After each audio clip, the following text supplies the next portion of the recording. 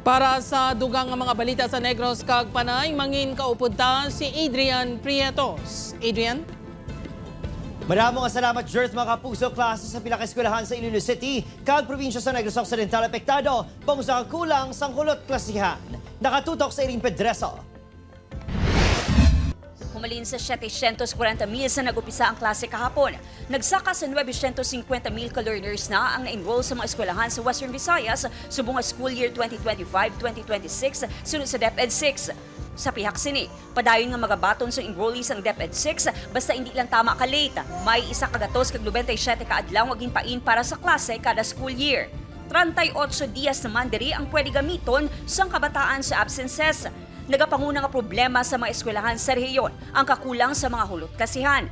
Sa datos sa National School Building Inventory sa 2024, may masobra 58,000 ka classroom sa rehiyon, apang wala sang datos ng DepEd 6 sa aktwal nga kakulangan.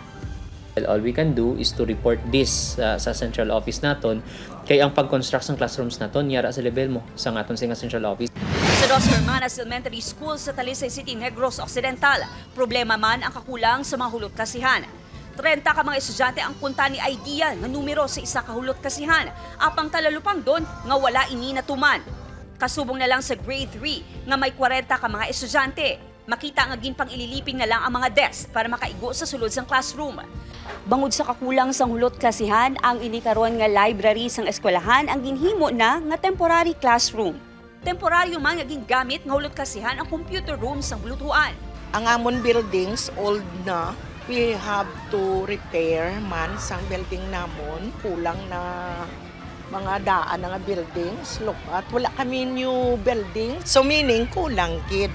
Kulang man ang mga pulungkuan. Gani ginapangkayo na lang sa mga ginikanan kag manunudlo ang mga pulungkuan nga mapuslan pa. Iba na ko na mga eskwelahan, nag-strategize. Ang ilay scheduling is shifting. Why na sila build the full space para sa pag-unga building?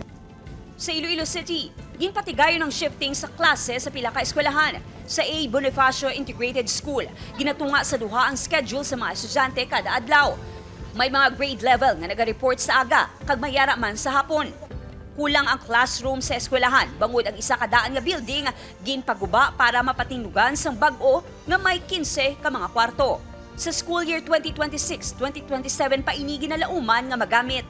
Guba na gid man ang iya mga kisame, kag dayon very old na siya, need na siya islan. So kung para hindi siya hazardo sa aton nga mga kabataan. Upod Geruel Banggoy, Aileen Pedraso, 1 Western Visayas.